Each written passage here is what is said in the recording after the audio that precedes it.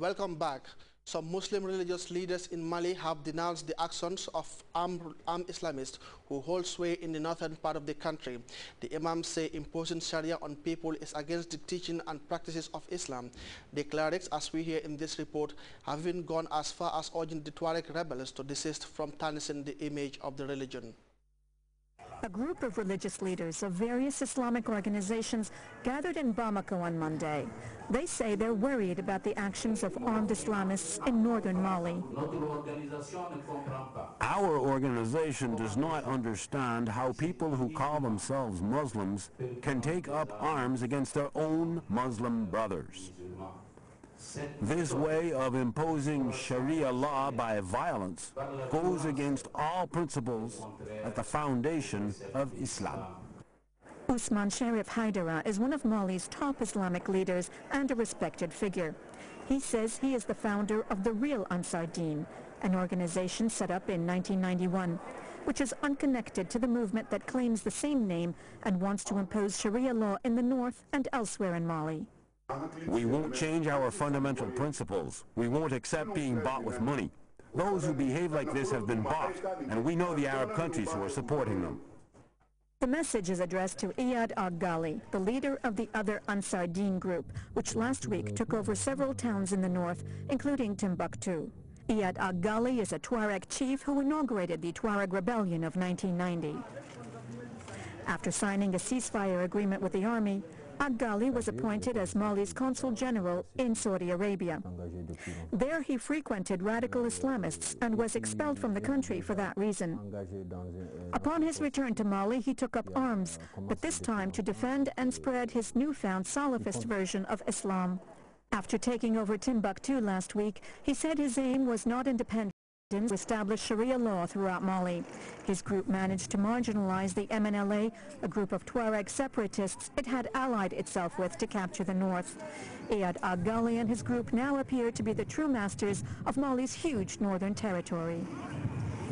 Syria's foreign minister has been speaking about Damascus's plans to withdraw troops from cities and towns in line with Kofi Annan's peace plan, but Russia says the action of the Syrian government could have been more decisive. Meanwhile, tensions between Syria and Turkey shot to a new high when some Syrian refugees were shot along the border with Turkey whilst trying to make it to Turkey. We have details in this report by CFI. Syria's foreign minister said Tuesday in Moscow that Damascus has started withdrawing troops in line with Kofi Annan's peace plan, but Russia said the regime should implement the initiative more decisively. We expressed our assessment of the situation to our Syrian colleagues. We believe their actions could have been more active, more decisive, to fulfill the clauses of the plan. The international reactions were immediate. Paris and London said Syria had not given any signs that it intends to stick to the agreement. Damascus had an April 10th deadline to withdraw forces from urban areas, but instead of withdrawing, the regime has been intensifying attacks on the opposition.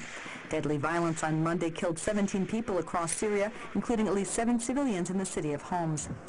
Tension continues to increase on the Turkish-Syrian border, where some 25,000 refugees have gathered.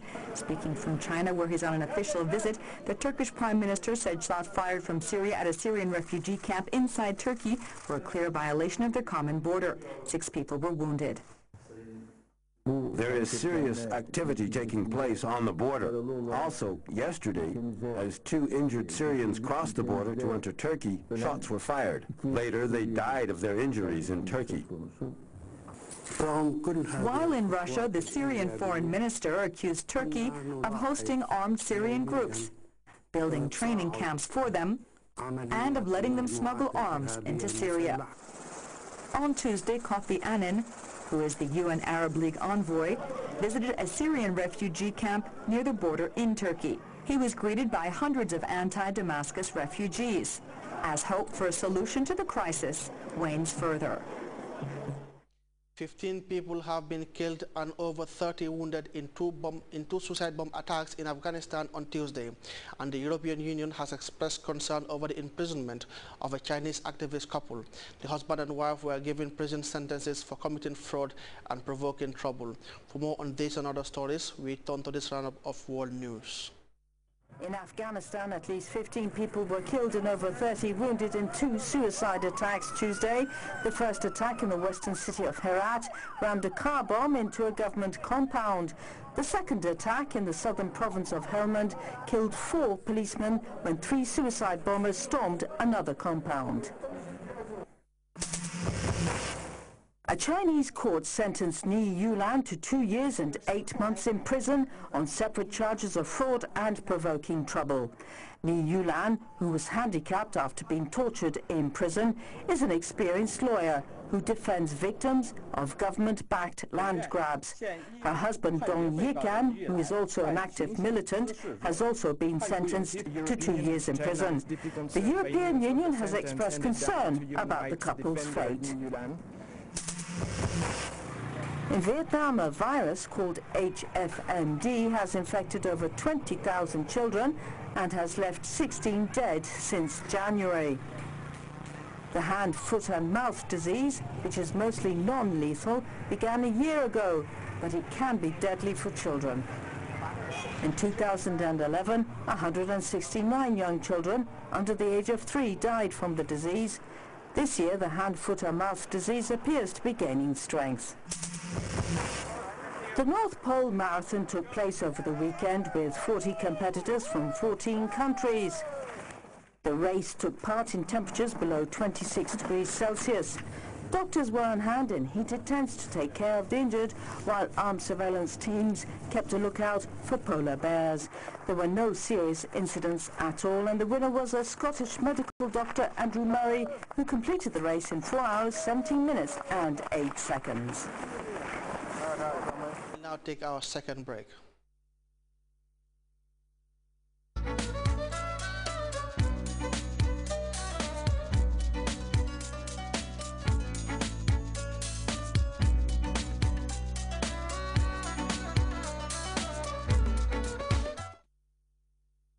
Bala Football Club were on Friday crowned knockout champions of the Serekunda Central 2011 Nawetan tournament.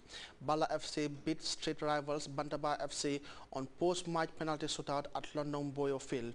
Ndeye Buso watched the game and see now reports. The Serekunda Central Sports Development Organization played its knockout finals on Friday with Bala FC clinching the title. This is the second Nawetan competition organized by the Central Sports Committee since the inception of the Sports Committee in 2010. Bala FC, better known as Eagle Stars, who were the 2010 league champions, could not defend their title but played the knockout finals against street rivals Bantaba FC. The game was played at an exciting pace with both teams displaying fantastic football skills, but efforts of scoring all proved futile as defenders and goalkeepers got the better of the sharpshooters. At the end of regulation time, the two teams were separated by post-match penalty kicks to decide the winner of the knockout finals. Bala FC won by 4 goals to 3. They play well in the second half. The first half was a bit harder, because it's a derby game, We both know each other very well, and we prepare very well, both teams. Bantaba played very well, but in God's hands, we took the victory today. It is football. Football is all about winning and losing. So I was winning and celebrating. So today I have lose. I have to keep it in good faith and prepare for next year.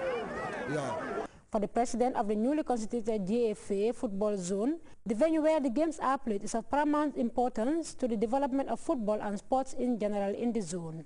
I have to thank God for hosting such a Nawetan in this condition. Like my statement today has to go to the people concerned when it comes to developing stadiums. As you can see, we've been struggling. Our finals are delayed because of the condition of the field. We always have problems when there is rain because our field is always in a very bad condition. So most of the time we have to suspend the matches until when the